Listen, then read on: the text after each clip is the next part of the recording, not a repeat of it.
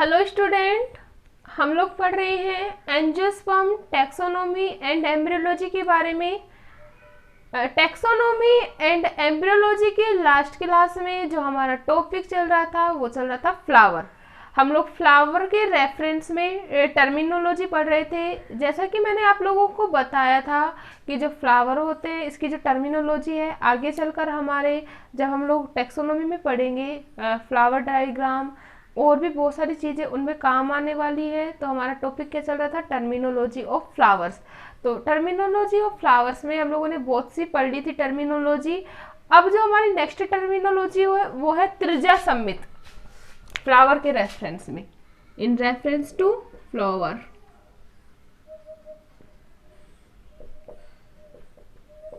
Next है त्रिज्या सम्मित। त्रिज्या सम्मित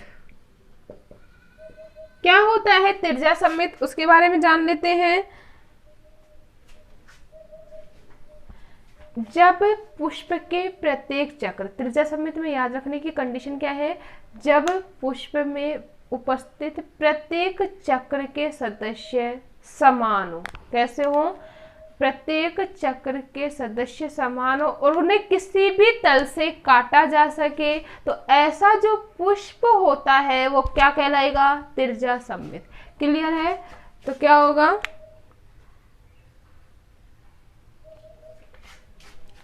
जब पुष्प के सभी सदस्य कैसे हो? समान तलों में व्यवस्थित हो, समान तलों में व्यवस्थित हो और उन्हें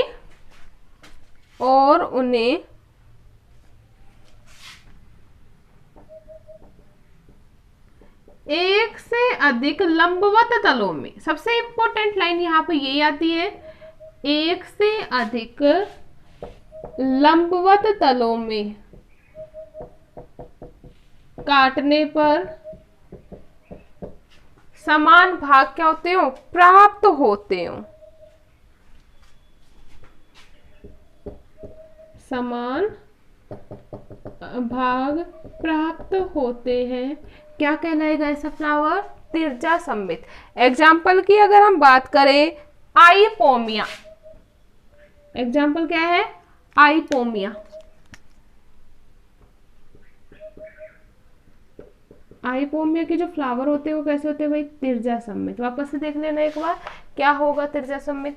नेक्स्ट अगर हम बात करें तो नेक्स्ट है अपना एक व्यास सम्मित। एक व्यास सम्मित क्या होता है? एक व्यास सम्मित ऐसा पुष्प, कौन सा पुष्प होगा एक व्यास सम्मित? ऐसा पुष्प जिसके एक चक्र के सदस्य या सभी चक्र के सदस्य असमान हो, ऐसा पुष्प क्या कहलाएगा? एक व्यास सम्मित। क्लियर है? ऐसा पुष्प जिसके एक या सभी चक्र के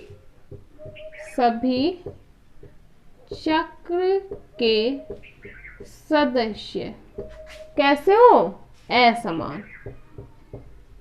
असमान हो, तो ऐसा पुष्प क्या कहलाता है? एक व्यास सम्मित, या हम इसे बोल सकते हैं अनियमित पुष्प। इस पुष्प को क्या बोल सकते हैं भाई? अनियमित पुष्प। सबसे इंपॉर्टेंट बात स्टूडेंट यहाँ पे आती है कि ऐसे पुष्प को एक ही लंबवत तल में काटने पर, सिर्फ एक तल ऐसा होता है कि जहां से यह पुष्प कितने भागों में, दो बराबर भागों में क्या हो सकता है? विभक्त हो सकता है। तो सबसे इंपॉर्टेंट लाइन क्या होगी? एक ही तल में, एक ही लंबवत तल में काटने पर क्या होगा? दो भागों में बांटा जा सकता है।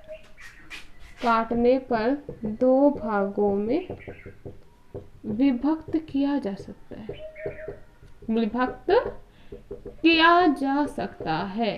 कौन सा कहलाएगा भाई? एक व्यास सम्मित। एग्जाम्पल की अगर हम बात करें, जैसे पी, मटर। मटर का जो पुष्प होता है वो कैसा होता है, एक व्या सममित। नेक्स्ट अगर हम बात करें नर या पुंकेसरी, नर या पुंकेसरी, क्या होता है नर या पुंकेसरी, जैसा कि नाम है नर या पुंकेसरी। We all know that student, पादप में चार अंग पाए जाते हैं, पादप में पुष्प में मुख्य रूप से चार भाग पाए जाते हैं, calyx, Corolla, androecium and gynoecium.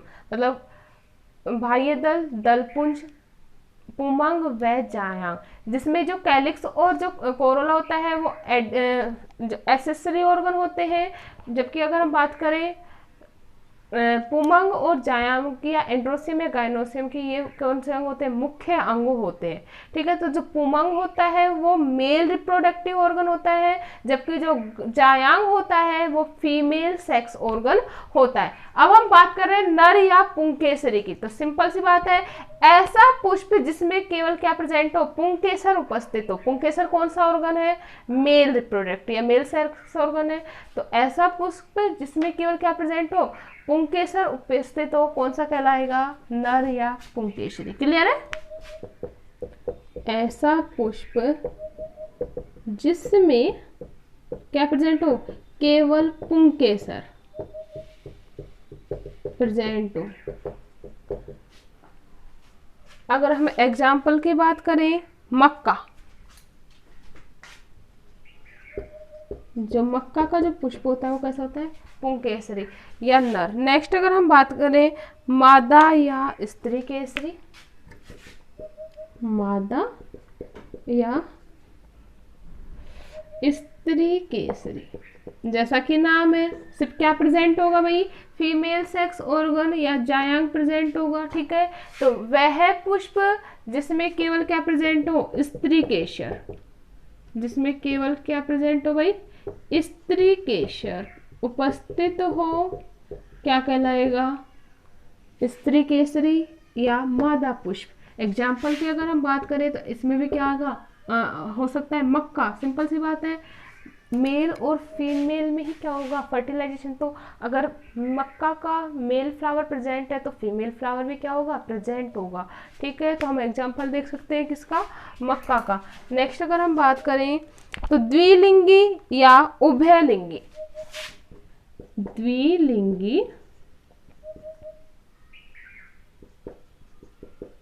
या उभयलिंगी, क्या होगा, द्विलिंगी, द्वि का मतलब दो, लिंगी का मतलब दोनों लिंग उपस्थित हो, तो ऐसा पुष्प क्या कहलाएगा, द्विलिंगी। तो अगर हम बात करें डेफिनेशन की, ऐसा पुष्प जिसमें नर व मादा जन्नांग दोनों उपस्थित हो, या हम लोग दूसरी भाषा में बोल सकते हैं, ऐसा पुष्प जिसमें पुंकेसर व स्त्री केसर दोनों प्रेजेंट होते हैं, क्या कहलाएगा भाई, द्विलिंगी या उभयलिंगी। एग्जाम्पल की अगर हम बात करें गुड़हल, गुड़हल जो होता है वो कैसा पुष्प है भाई, द्विलिंगी। ऐसा पुष्प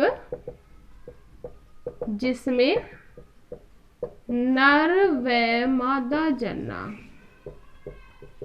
क्या है, दोनों प्रेजेंट, दोनों प्रेजेंट, कौन सा कहलाएगा, उभयलिंगी। एग्जाम्पल क्या हो जाएगा, गुड़हल। क्लियर है इतना?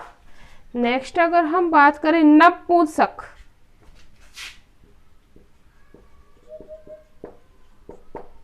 नेक्स्ट कौन सा है, नपुंसक, मतलब क्या होगा, नाम ही क्या है, नपुंसक, मतलब ऐसा फ्लावर जिसमें नर या मादा जन्नांग अविकसित हो। कैसे हो, नर या मादा जन्नांग अविकसित हो, या प्रेजेंट नहीं हो, या फिर प्रेजेंट तो है लेकिन उनमें कार्य करने की क्षमता नहीं पाई जा रही, तो ऐसा जो पुष्प होगा वो कौन सा कहलाएगा, नपुंसक पुष्प। क्लियर है? ऐसा पुष्प जिसमें नर व मादा जन्नांग क्या हो, अकार्यक्षम, अकार्यक्षम हो, तो ऐसा पुष्प क्या कहलाएगा, नपुंसक। एग्जाम्पल की अगर बात करें तो सूरजमुखी के रश्मि पुष्पक, सूरजमुखी के रश्मिक पुष्पक। किसका एग्जाम्पल है? नपुंसक का। क्लियर है इतना? नेक्स्ट अगर हम बात करें, नेक्स्ट टर्मिनोलॉजी है मध्यक एक व्यास सममित। मध्यक एक व्यास सममित। We all know that student, एक व्यास सममित कैसा होता है? पुष्प के सभी जो चक्र होते हैं वो अलग अलग शेप के होते हैं, मतलब अलग अलग असमान होते हैं, तो ऐसा पुष्प क्या कहलाता है? एक व्यास सममित। नाम क्या है? मध्यक एक व्यास सममित। मतलब ऐसा पुष्प या ऐसा एक व्यासी पुष्प जिसको मध्य अक्ष से काटने पर, कहां से काटने पर? मध्य अक्ष से काटने पर दो समान भागों में बांटा जा सकता है, क्या कहलाएगा? मध्यक एक व्यास सममित। क्लियर है? एग्जाम्पल की बात करें, तुलसी। जो तुलसी होती है वो कैसा फ्लावर है? मध्यक एक व्यास सममित। इसी प्रकार अगर हम बात करें पार्श्वक एक व्यास सममित, पार्श्वक एक व्यास सममित। नाम है क्या? एक व्यास हम लोग जानते हैं, मतलब असमान चक्र है। पार्श्व का मतलब पार्श्व भाग से, पार्श्व काट से किस भागों में? दो भागों में बांटा जा सकता है। पार्श्व भाग से दो बराबर भागों में बांटा जा सकता है, तो ऐसा पुष्प क्या कहलाएगा? पार्श्व एक व्यास सममित। एग्जाम्पल की अगर हम बात करें तो एग्जाम्पल है फ्यूमेरिया। एग्जाम्पल क्या होगा भाई? फ्यूमेरिया। क्लियर है? नेक्स्ट अगर हम बात करें तो नेक्स्ट है चक्रिक। चक्रिक कैसे होंगे? जब पुष्प के सभी भाग, जब पुष्प के सभी भाग पुष्पासन के ऊपर एक चक्र के रूप में व्यवस्थित हो। नाम ही क्या है? चक्रिक। चक्र का मतलब एक चक्र के रूप में हो। We all know that student, पुष्पासन, जब पुष्प होता है वो कहाँ पे अरेंज होता है? पुष्पासन के ऊपर। तो पुष्पासन के ऊपर, पुष्पासन पर पुष्प के सभी भाग, पुष्प के सभी भाग एक किसके रूप में? चक्र के रूप में व्यवस्थित हो,